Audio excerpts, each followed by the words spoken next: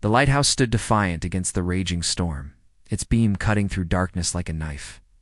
Edison Mercer checked the ancient mechanisms one last time before retreating to his quarters. 3 years of solitude had etched lines into his face that belied his 35 years. The lighthouse at Blackwater Point was his refuge, his penance, his everything. Outside, lightning split the sky. Edison watched from his window, mesmerized by nature's fury. Then he saw it a streak of blue-white light, too precise to be lightning, plummeting toward the cliffs below. "It's not a meteor," he muttered. Grabbing his raincoat and flashlight, the rain felt like needles against his skin as he navigated the treacherous path down to the shore. What he found made him question his sanity, a shimmering craft half buried in sand, its metallic surface pulsing with fading light. A woman lay sprawled beside it, unconscious but breathing. Her hair was the color of midnight, skin pale as moonlight, with an almost luminescent quality. The strange markings along her collarbone looked like constellations. "Hey," Edison shouted over the storm, kneeling beside her. "Can you hear me?" Her eyes fluttered open, revealing irises of deepest violet. She spoke in a language he'd never heard, melodic and complex. When she tried to stand, she collapsed against him. Edison carried her back to the lighthouse, ignoring the voice of caution in his head. The woman was light in his arms, as though gravity had less claim on her inside. He laid her on his bed, covering her with blankets. Her strange clothes, a form-fitting suit of material that seemed to shift colors, were somehow dry, despite the rain. "You're safe," he said, though he doubted she understood. "I'm Edison." She watched him with those impossible eyes, then touched her chest. "Nadia," she said, her voice like distant chimes. Hours passed as the storm raged. Edison tended to her, offering water, which she examined curiously before drinking. When she finally spoke again, he nearly dropped his cup. "Thank you for saving me." "Edison," she said in perfect English, though her accent was unlike anything he'd ever heard. "Speak, I learn quickly," she said, touching her temple. "Your language is ... simple." Edison couldn't help but smile. "Where did you come from?" Nadia's gaze drifted to the window, 2 stars now visible as the storm began to clear. "From there," she whispered, "very far from there." As dawn broke over the horizon, casting golden light through the windows, Edison realized his solitary existence had irrevocably changed. In saving her, felt something awakening within himself, something he thought had died long ago. Nadia stood shakily, walking to the window. "Your world is beautiful," she said softly. So full of sensation, Edison watched her silhouette against the sunrise, wondering what storms would follow in her wake. Whispers of another world morning light revealed Nadia, more clearly tall and graceful with movements that seemed choreographed by an unseen hand.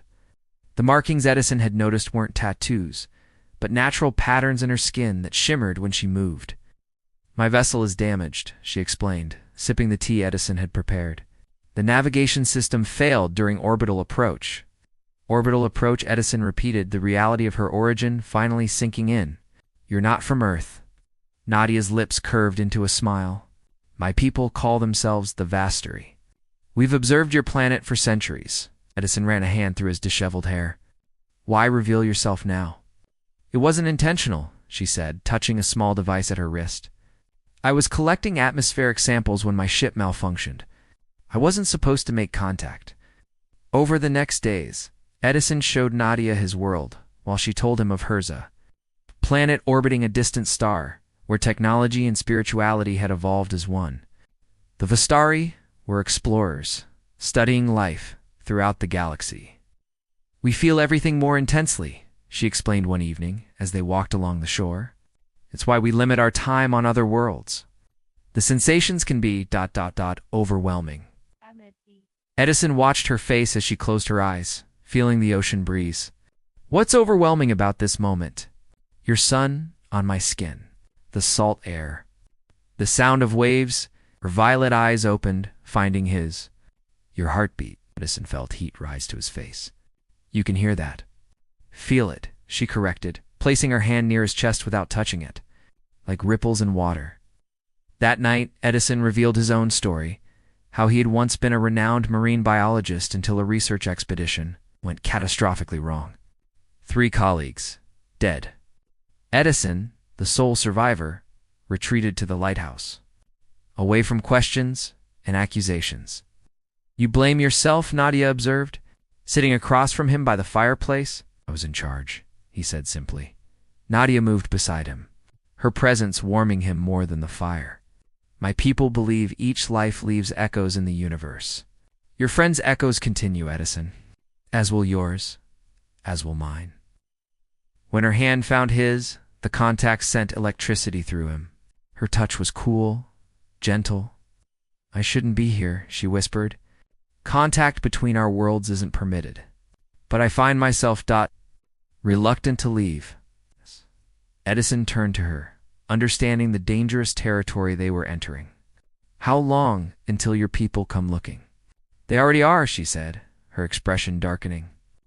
"But they're not the only ones who know I'm here." They came at midnight, 3 black SUVs winding up the coastal road, headlights extinguished. Edison spotted them from the lighthouse tower where he'd been teaching Nadia about telescopes.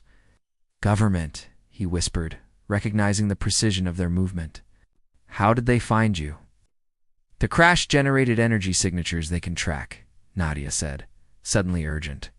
"Edison, these aren't just your government agents. There are people in your world who've known about mine for decades. They want our technology." Edison's mind raced. "The maintenance shed has my old truck. We can take the back trail through the forest." They moved quickly, gathering minimal supplies. Edison grabbed his emergency cash and the keys. Outside, they could hear car doors closing, voices carrying on the night air. "The specimen must be taken alive," a man's voice ordered. "The human is expendable." Edison felt ice in his veins. He'd been a recluse. Not a fool, he kept a revolver in the shed. He checked it was loaded as Nadia eyed it with concern. "Our weapons can't help us now," she whispered. The truck started on the first try. Edison killed the lights, navigating the narrow trail by moonlight. Behind them, shouts erupted as their escape was discovered. Nadia's markings pulsed with a faint blue light. "I can mask our trail temporarily," she said, manipulating her wrist device. "But it drains my energy reserves." They drove through the night, avoiding main roads, heading inland toward the mountains Edison knew from his research days. By dawn, they reached a small town where Edison purchased supplies and a prepaid phone. In a secluded motel room, Tia explained more about her pursuers. "They call themselves the Division. They've captured my kind before." Edison watched her examine a chocolate bar with scientific curiosity before taking a bite. Her expression of surprise and delight momentarily distracted him from their danger. "What happens if they catch you?" he asked. Her violet eyes met his. "Dissection. Experimentation. They want to understand how we perceive reality differently." Edison moved closer, taking her hands. "I won't let that happen." The intensity in her eyes matched his own. "Why risk yourself for me? You barely know me." "I know enough," he said softly. When she leaned forward, their lips met. The kiss was gentle at first, then deepened. Edison felt a strange sensation, like he could perceive her emotions, bright and colorful as auroras. "That's how my people connect," she whispered against his lips. "We share." They remained there, foreheads touching, until the sound of helicopters broke the moment. "They found us," Nadia said. "We need to reach the caves." Sanctuary in the Forgotten Caves. The ancient sea caves stretched beneath the coastal mountains, like a stone labyrinth. Edison had studied them years ago, mapping their winding passages. Now they served as sanctuary. "The mineral content in these walls will block their scanners," he explained as they ventured deeper, their way lit by Nadia's bioluminescent markings. They made camp in a chamber, where an underground spring provided fresh water. Stalactites hung like frozen spears above them, catching and refracting Nadia's light into prismatic patterns. "It's beautiful," she whispered, watching the display. "Like the crystal forests of my world." As days passed in hiding, their bond deepened. Edison taught Nadia about Earth's cultures and histories, while she described interstellar civilizations beyond his imagination. Each night they slept closer, their bodies eventually intertwining like vines seeking the same light. My people rarely form attachments outside our kind, Nadia admitted one night, her head resting on Edison's chest. We live too long, feel too deeply. How long? Edison asked, stroking her midnight hair. My years are not your years, but in your terms centuries. The revelation hung between them. Edison's life would be a moment in hers. Does that change how you feel? She asked, vulnerability in her violet eyes. Edison kissed her forehead. It makes every moment more precious. That night, they surrendered fully to each other. Their union transcended physical boundaries. Edison experienced Nadia's perception, feeling the world through her heightened senses. Colors became music. Touch became light. When they finally separated, both were changed. I've shared my essence with you, Nadia explained, tracing the patterns that had temporarily appeared on Edison's skin before fading. It's the deepest connection my people can form. But their sanctuary couldn't last. Edison's regular scouting missions revealed division agents combing the area methodically, closing in on their location.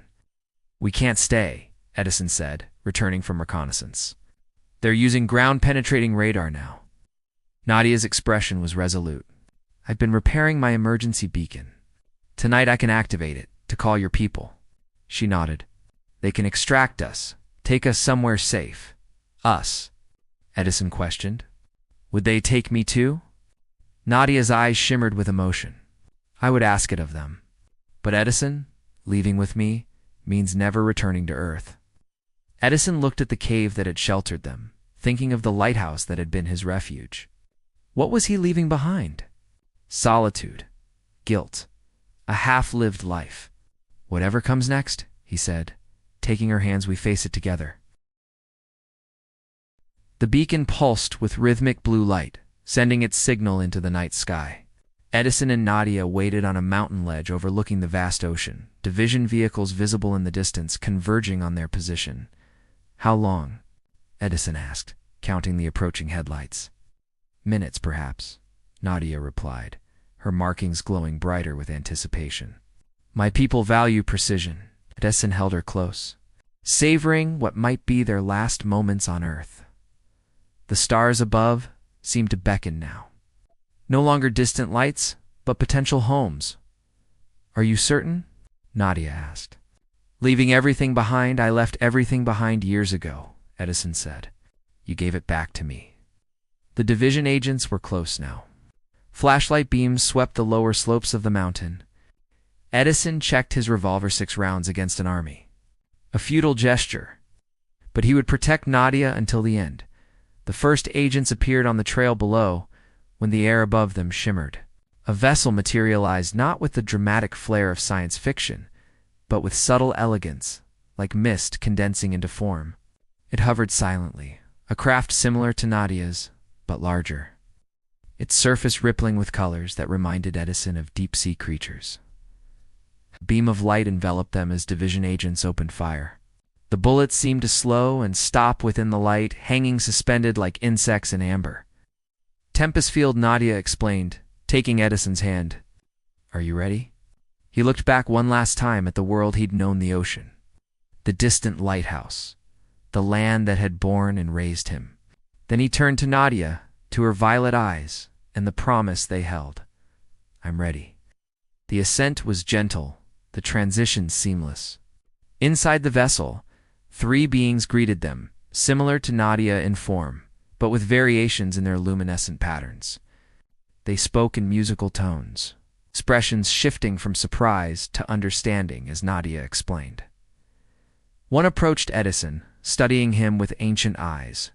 You bear her essence, the being said in flawless English. A sacred bond. Will you allow him passage? Nadia asked, tension evident in her voice. The being considered, it is unprecedented. But we see the connection between you. It would be cruel to sever it. Relief washed over Nadia's face as she embraced Edison. Through the vessel's transparent walls, they watched Earth grow smaller, blue marble spinning in the void. It will be difficult, she warned him. Our world is different in ways I cannot fully explain. You will be the first human to walk its surface. Edison smiled, remembering the lonely lighthouse keeper he'd been just weeks ago. I'll adapt. We both will. As the ship accelerated beyond the moon's orbit, Edison felt not loss, but liberation. Ahead lay new horizons, new discoveries, a second chance at life among the stars. Where are we going first? He asked as Nadia led him to a viewing chamber where galaxies swirled like luminous pinwheels. Home, she said simply, then everywhere. The vessels slipped into faster-than-light travel, leaving the solar system behind. Edison Mercer, once alone, now connected. Once earthbound, now starfaring, embarked on the greatest expedition of all. A journey not just across space, but across the boundaries of species, of worlds, of hearts, and somewhere below. A lighthouse stood empty, its beams still cutting through darkness, guiding ships that would never know its keeper's cosmic fate.